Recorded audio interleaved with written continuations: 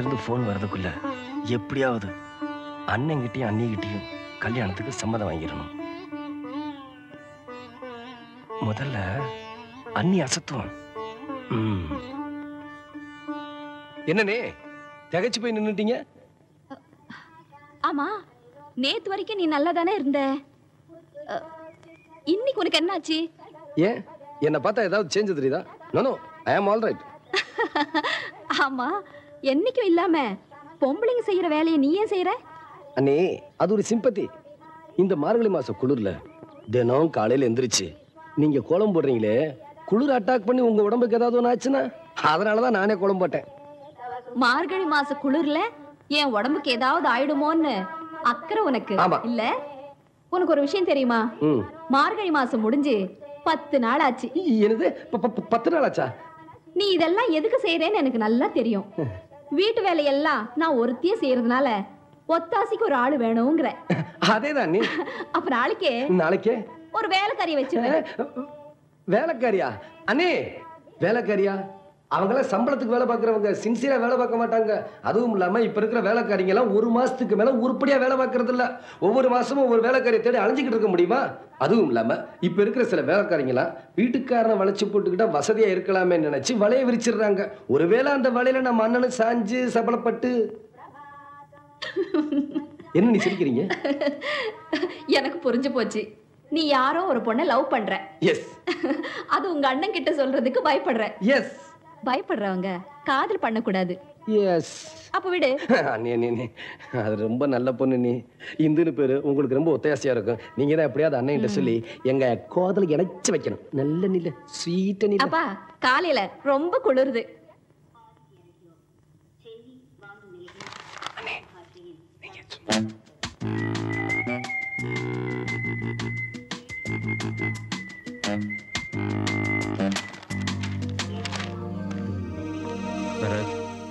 நான் உன்னை எதுக்காக படிக்க வச்சேன் தெரியுமா? நல்ல பெரிய படிப்பெல்லாம் படிச்சு கவர்மெண்ட் ஆஃபீஸர் ஆகணும்னு ஆசைப்பட்டீங்க. தெரியுதுல்ல? அப்ப நான் சொல்லதை செய்யாம தினம் காதல் கீதல் சுத்திக்கிட்டு இருக்கியாம என்ன சமாச்சாரம்? லவ்வா, என்ன கெட்ட வார்த்தையில பேசுறீங்க? உங்க தம்பி நான் போய் அப்படி செய்வேனா? என்னன்னே சொல்றீங்க? டேய், இந்த மாதிரி டபாய்க்கிற வேலையெல்லாம் நம்ம கிட்ட வச்சுக்காத.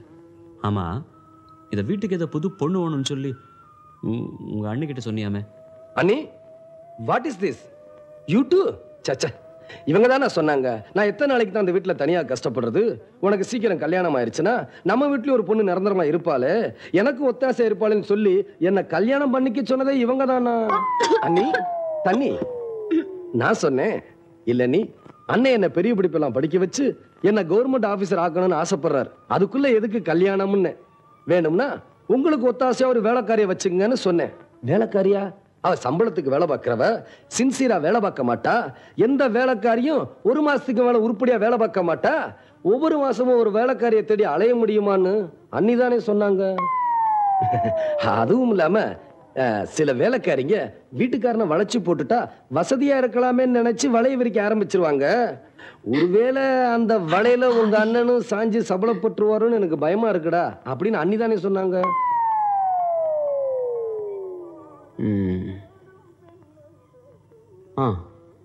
நான் போய் உங்களை கேட்காம கல்யாணத்துக்கு சம்மதிப்பேனா? என்ன போய் சந்தேகப்படுறீங்களே? நீ உட்காருங்க, நான் போயிட்டு. நீ உட்கார்றா, நான் போறேன், நான் பாத்துக்கிறேன். எஸ். யாரே? பரதா, இந்து பேசுறேன். என்னாச்சு நம்ம விஷயம்? ஓகேயா? இன்னும் சொல்லலையா? தெரியும், எனக்கு நல்லா தெரியும்.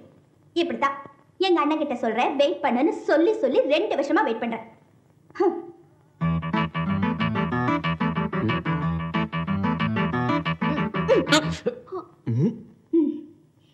இன்னும் 10 நிமிஷத்துல அங்க வரேன். பயந்து போய் ஒளிஞ்சுக்காதீங்க. நானே இந்த பிள்ளையார்கிட்ட நேரடியா பேசி முடிச்சிடுறேன். இப்போ வராதீங்க. நாளைக்கு சாயங்காலம் 5 மணிக்கு மியூசிக் அகாடமி வந்துருங்க.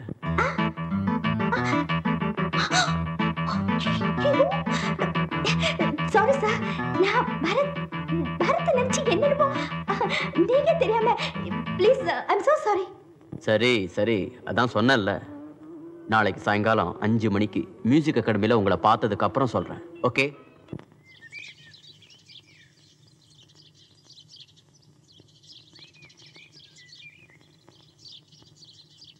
Hello Bharath, good morning.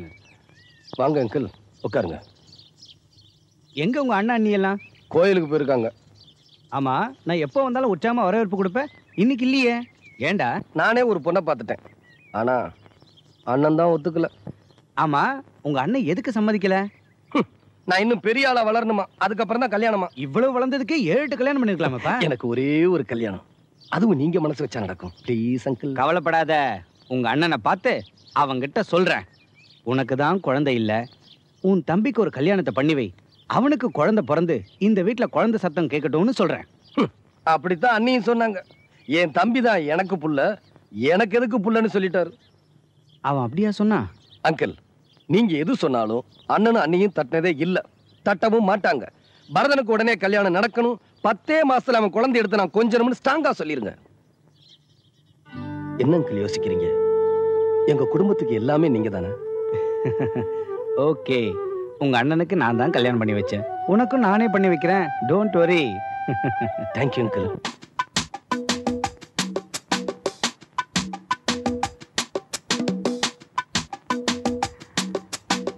எங்கடா இன்னும் காணோம்? இப்போ வந்துருவானே.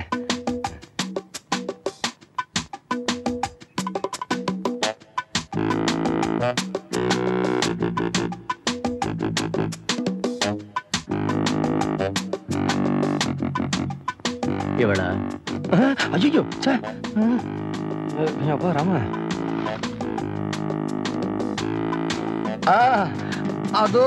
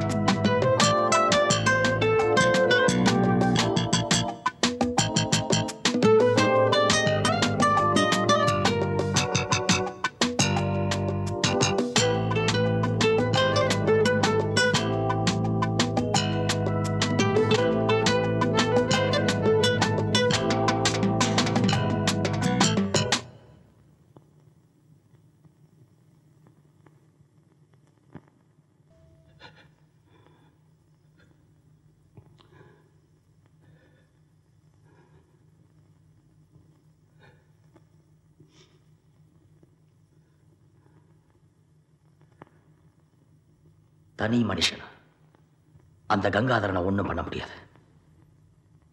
எங்களையும் சேர்த்துக்க, உனக்காக எங்க உயிரையும் கொடுப்போம். எனக்காக யாரும் ரத்த சிந்த வேண்டாம்.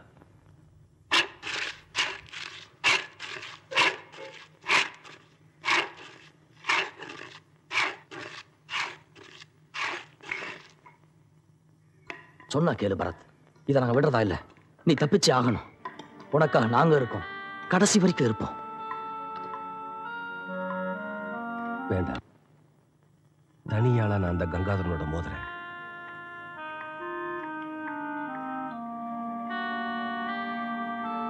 உனக்கு எதிராக அந்த கங்காதரன் மட்டுமல்ல, அந்த கடவுளே மோதினாலும் கால் தூசிதான், அது எங்களுக்கு தெரியும். இதை நாங்க உனக்கு செய்யற உதவி எடுத்துக்காத, நீ எங்களுக்கு கொடுக்கிற பாவம் மன்னிப்பா நினைச்சுக்க. ஆமா பரத், காலம் முழுக்க இந்த ஜெயில கல்லோடைக்கிறத விட அந்த கங்காதர மாதிரி ஆளுகளை கொல்றதுனால நாங்க செஞ்ச பாவம்லாம் தீரும்னு நம்புறோம் பரத். அதனாலதான் சொல்றேன், நம்ம தப்பிச்சே ஆகணும். நாளைக்கு நமக்கு சரியான நாள். புது ஜெயில் கட்டுற வேலைக்காக கல்லு உடைக்கிற லிஸ்ட்ல நம்ம பேரையும் கொடுக்க முருகன் போயிருக்கான். நீ சரின்னு ஒரு வார்த்தை சொல்லு, நம்ம தப்பிச்சிடலாம்.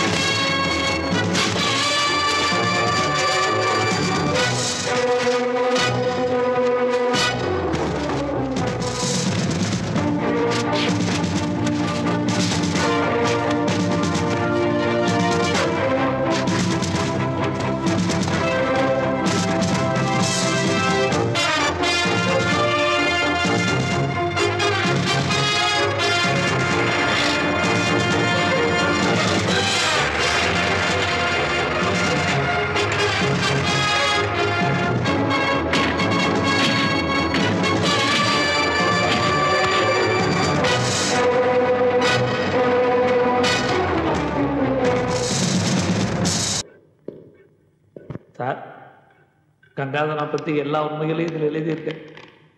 என்னை எப்படியாவது காப்பாற்றுங்க சார். பயப்படாது, நாங்கள் இருக்கோம். நீங்கள் இருப்பீங்க சார். நான் இருப்பனோ இருக்க மாட்டேனோன்னு எனக்கு பயமாக இருக்குது சார். அதான் சொன்னேன்ல, உனக்கு எல்லா பாதுகாப்பும் நான் செய்திருக்கேன். இதில் ஒரு கையெழுத்து போடு.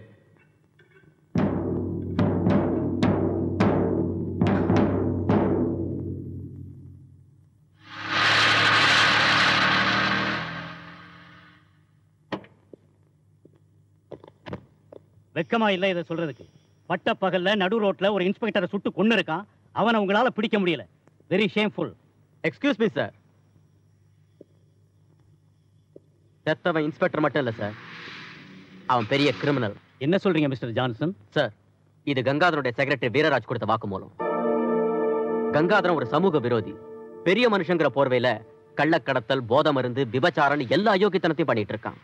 அவனை கைது பண்ண வேண்டிய இன்ஸ்பெக்டரே அவனுக்கு கைக்கூலியா இருந்திருக்கான்.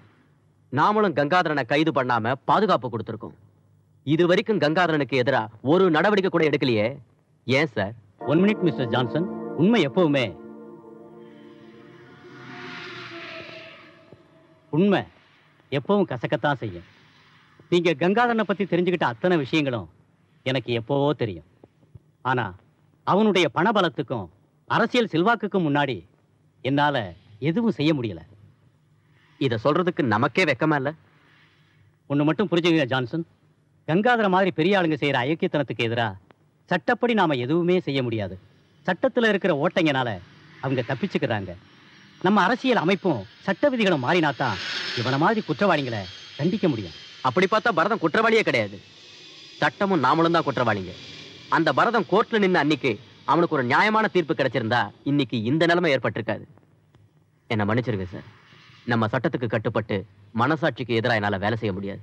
உங்க மாதிரி நேர்மையான அதிகாரிங்க நம்ம டிபார்ட்மெண்ட்டுக்கு தேவை. என் கடமையை நான் உணர்ந்துட்டேன். எந்த கங்காதரனுக்கு நாம பாதுகாப்பு கொடுத்தோமோ அவனை இந்த ஆதாரத்தை வச்சு கைது செய்யறதா முடிவு பண்ணிட்டேன். ஆனா அதுக்கு முன்னாடி பரதனை பிடிச்சாகணும். அவன் மேலும் மேலும் குற்றவாளியாக கூடாது. ஹலோ, யாருங்க? கொஞ்சம் லைன் இருங்க. என்னங்க, உங்களுக்கு ஃபோன் வந்திருக்கு. Hello, Ramkumar speaking.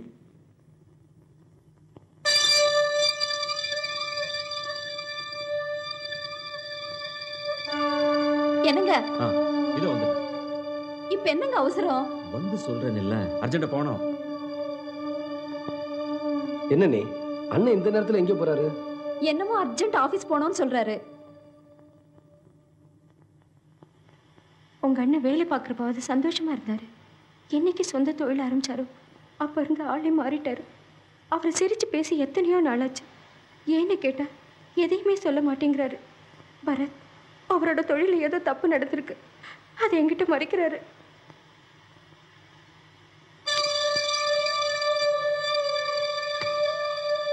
நீ போய் படுத்துக்கப்பா. காலையில சீக்கிரமா நீ பெங்களூர் புறப்படணும்ல.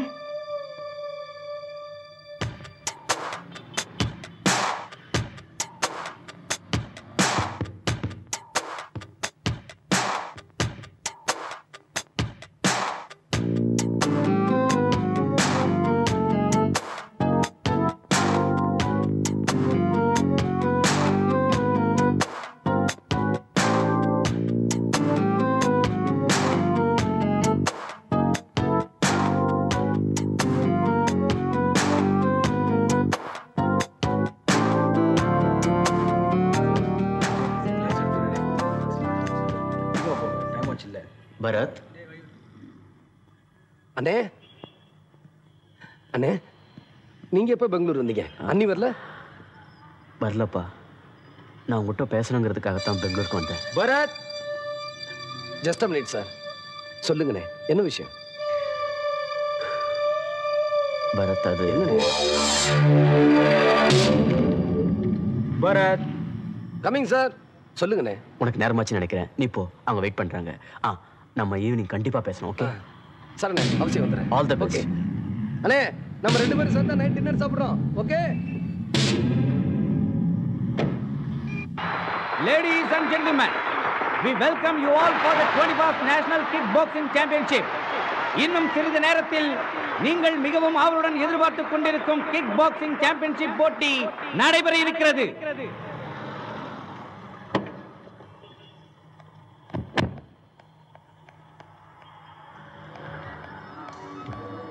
எக்ஸ்கியூஸ் மீ, மெட்ராஸ்ல இருந்து பரத் இங்கே தானே தங்கியிருக்காங்க? ஆமா, இப்போதான் அவங்க டீமோட வெளியே போனாங்க. நீங்க அவங்க சிஸ்டரா? அம்மா. அம்மாவா? ஆமா, அவர் குழந்தைக்கு. இப்பொழுது சென்னையைச் சேர்ந்த பிரபல குத்துச்சண்டை வீரர் பரத் வந்து கொண்டிருக்கிறார். இதோ உங்கள் பரத்தை எதிர்த்து போட்டியிடும் லக்னோவை சேர்ந்த உத்தம் சிங்.